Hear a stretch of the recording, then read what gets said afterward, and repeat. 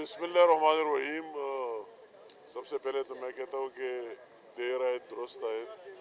और हमारे KPK की आवाम की और सबकी ये ख्वाहिश रही है कि चीफ मिनिस्टर साहब अगर चीफ मिनिस्टर है तो किसी इंडिविजुअल की सिर्फ नहीं, KPK की आवाम की भी है। और अल्लाह करे कि वो KPK की आवाम और इश्यूज़ के लिए chief executive of the country Pakistan के साथ भी मिले और वही बातचीत भी करे उसकी टीम के साथ। तो अच्छी बात है। पहले भी आप सबको पता है कि प्राइम मिनिस्टर शहबाज शरीफ साहब ने जब वो मुंतखब हुआ तो उसको उस दिन भी फ़ोन किया और जो भी एक दो मीटिंग है उसमें उसको कॉल भी किया, मगर वो ना आ सके। मैं ज़्यादा इसी बात पर नहीं जाना चाहता हूँ। देर आए दुरुस्त आए वाली बात करूँगा। अच्छी बात है वो आया और हमने उनको वेलकम किया और उसको सुना गया उसकी बातों को। और ये बात प्राइम मिनिस्टर साहब ने बार बार की कि सियासत हमारी अपनी जगह, हमारी अपनी अपनी पार्टी है और अपनी अपनी सियासत है, मगर हम सारे इस मुल्क पाकिस्तान का हिस्सा है और सूबे उसकी अहम सतून है और ख़ासकर KPK का बहुत बड़ा रोल रहा है। तो वही KPK और पाकिस्तान की आवाम और बेहतरी की बुनियाद पर हमें हमारे क्लोज कोऑर्डिनेशन होनी चाहिए। तो आज इत्तेफाक राय इसमें हमारी तरफ से हसन इकबाल साहब भी थे, राना सनाउल्लाह साहब भी थे और मोहसिन नकवी साहब भी थे और वही उनकी तरफ से उनके साथ उसका फाइनेंस का एडवाइज़र भी था।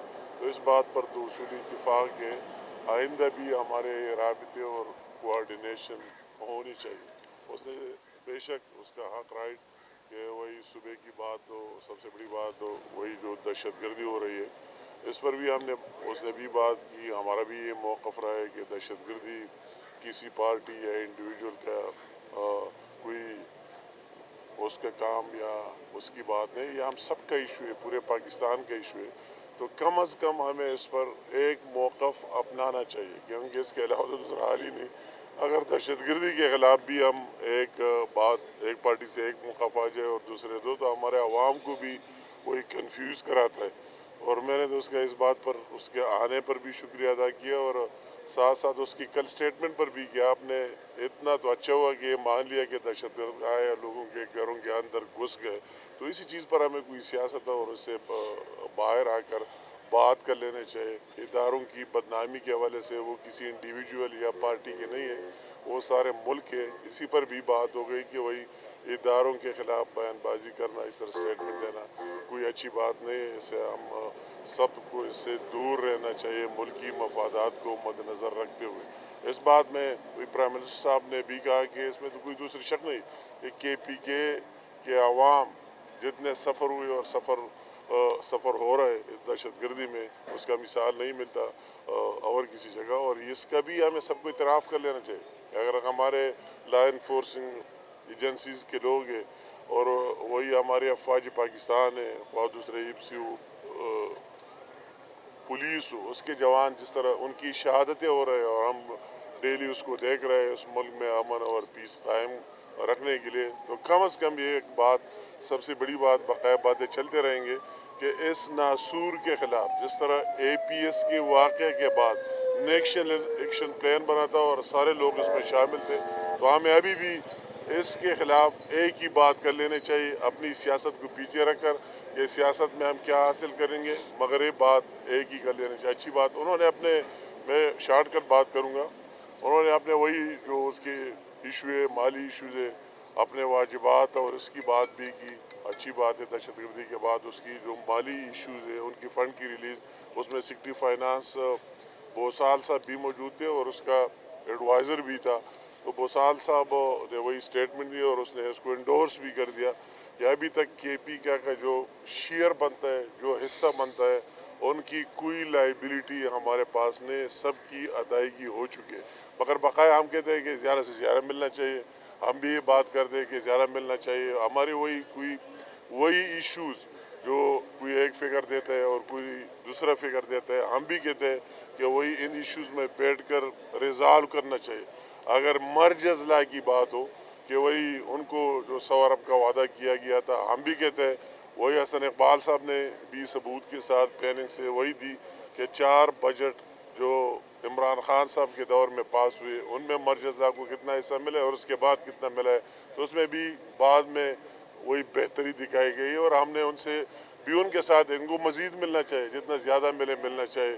بقایا جو ایشو ہے NFC کا، اس میں دوسرے وہ ایک بالکل سب کے ایشوز ہے، سب کو اس پر بات بھی کر لینا چاہیے، ہماری بات چیت بیٹھ کر لینی چاہیے.